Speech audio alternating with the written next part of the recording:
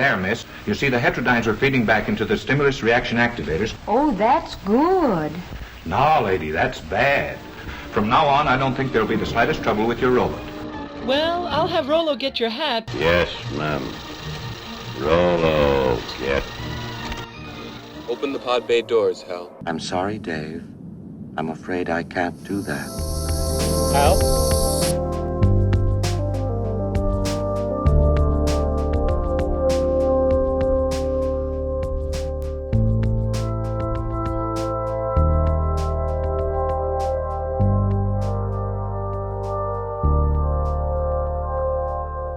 Norbert Wiener is a fascinating man. You know, he was a professor at MIT during World War II. He was a mathematician, a child genius, very much a prodigy, not necessarily the most socially competent person on the planet, but really a wonderful sort of collaborative man.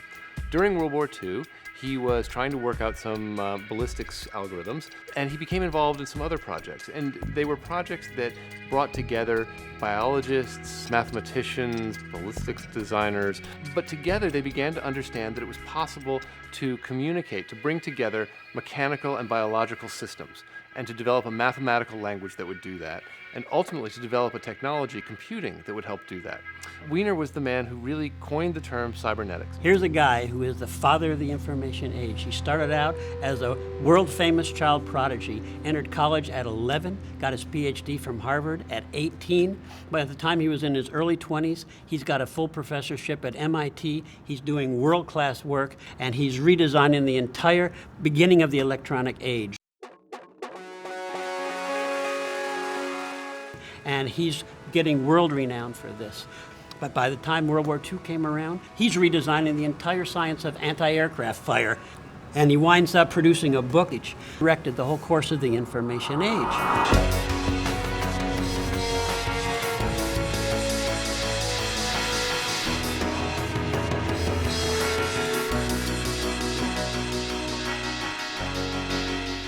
And right after the war, 1946, really, after Hiroshima, he swore that the atomic bomb had changed him forever. He would never do another lick of work for the military, for the government, or for any private corporation.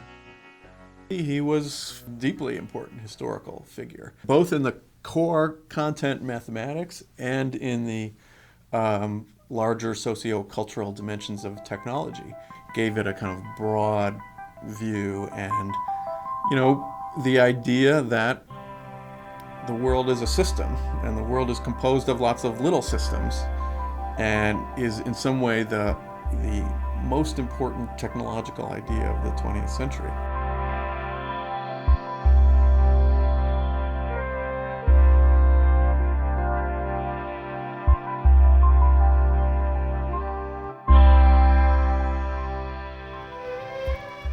Konbanwa.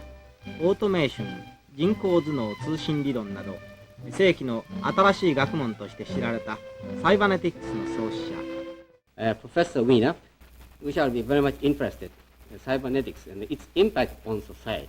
So we'd like to hear from the inventor himself. Well, a new standpoint on communication means a new emphasis on communication as the binding factor in society. The same study of organization that will give us more information about what happens in the living body, will give us more information about what happens in society. The automatic factory, the computing machine, and so on, which all are informational machines, are having a secondary impact on society by modifying the world in which we live. Anything that changes the condition of society must be considered as a factor for good or for bad, and generally both for good and for bad. Already, I should say, the mere possibility of making the automatic factory has changed our economic world more than we realize. These may be healthy and they may be dangerous. They will only be healthy if we know enough about what is happening to be able to avoid the dangers and know enough to turn cybernetics to human welfare. I think Wiener thought it was going to be a universal discipline, a universal science, the science of everything. Because he thought in mathematics, he had found a language that literally spoke about everything. Everything being the human body, being the machine, but also being social systems. You know, Wiener talked about cybernetics as the science of control through communication. If you think about that, it's an interesting shift from other kinds of control. During World War II, America certainly, but I'd say the world in general, was wrestling with a kind of instrumental force, the instrumental force of armies, the instrumental force of raw power deployed materially. Communication offered an alternative to that. Communication offered a vision of people organizing themselves, regulating themselves through processes of feedback, reaching out, testing a little bit, then pulling back, making changes. This idea of a self-regulating world governed through communication rather than force is an idea, I think, at the heart of cybernetics. And of course, cybernetics as a word comes from the Greek meaning to steer. And when you steer, you're trying to get there, but you're blown off course by wind and tide. So I take an action in the world, I see whether I'm getting what I want, which is feedback to my goal. And I say, I'm not there yet, so I change my action to get closer, and I use how far away I am as feedback to change my action to get closer still.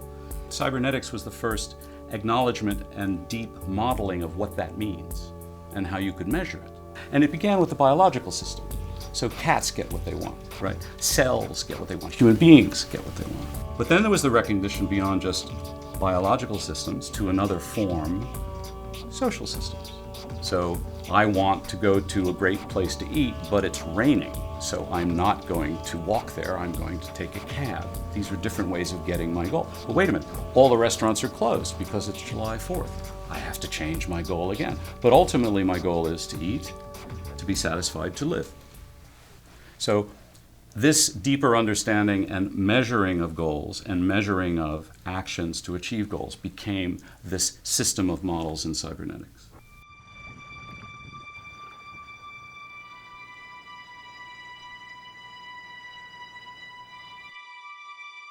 The seeds sown by cybernetics have grown into all sorts of subfields, but the sense of a world-changing paradigm has gone.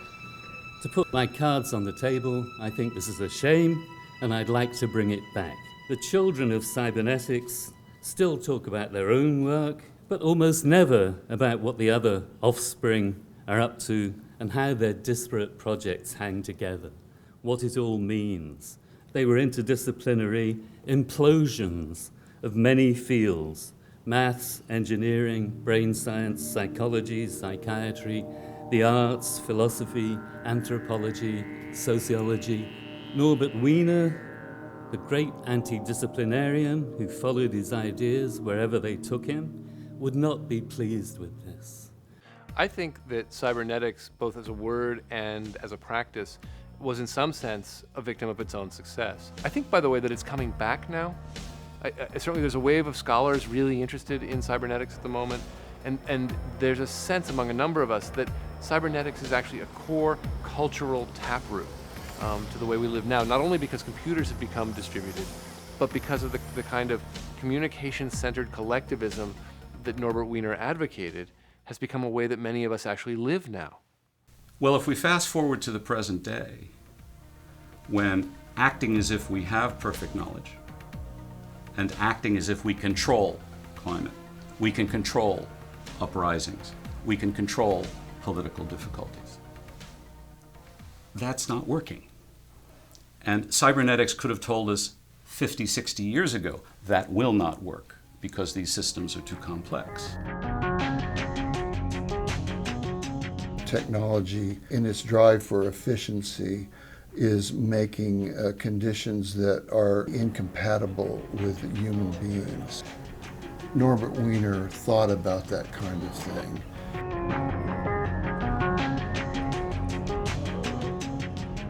By 2029, we'll have reverse engineered and modeled and simulated all the regions of the brain, and that will provide us the software, algorithmic methods to simulate, all of the human brain's capabilities, including our emotional intelligence.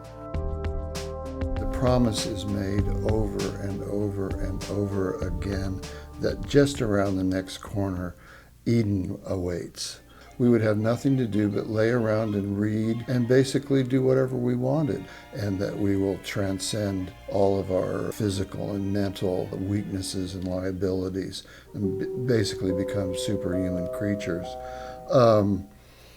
it's a crock. It's that promise has been made for hundreds of years. And I would challenge you to talk to anybody today that feels that they're living a life of leisure. Ready for your update? Ready for your update? Ready for your update? So Google, Facebook, Amazon, all of these systems are based on a way of putting humans into a loop whose purpose is the company's purpose. Yes, the humans get a little something out of it, but we don't get out of it as much as we could. What do I mean by that?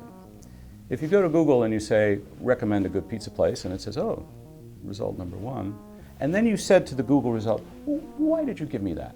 It says, screw you. I'm not going to tell you why I chose that. Well, if we were talking to another human being and said, why did you recommend that to me? And that person said, screw you, you'd never talk to that person again. The primitive forms of artificial intelligence we already have proved very useful. But I think the development of full artificial intelligence could spell the end of the human race.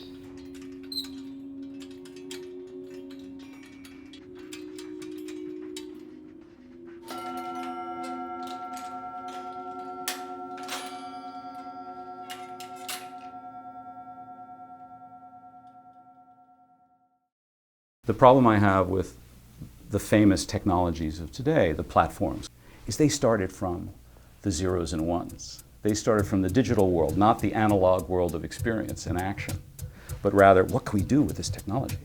Oh, we can build something really complicated. Oh, we can build the ARPANET and then the internet. And then we can pass this stuff back and forth. And then we can act at a distance and buy things for our Aunt Rose in a distant country with a single click. Big deal.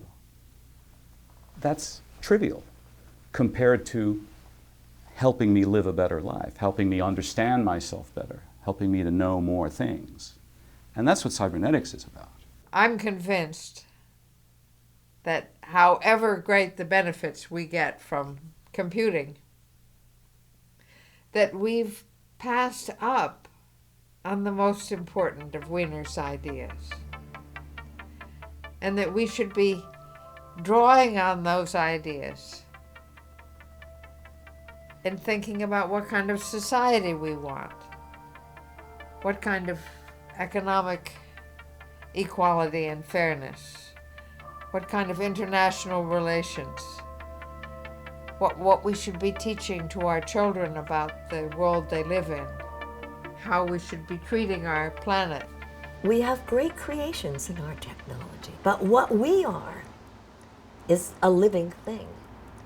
What we are as human beings, the interconnection of our minds, our nervous system, our brains, our capacities, those are living things. They can grow or they can die. And the humanity in every single person is our greatest gift.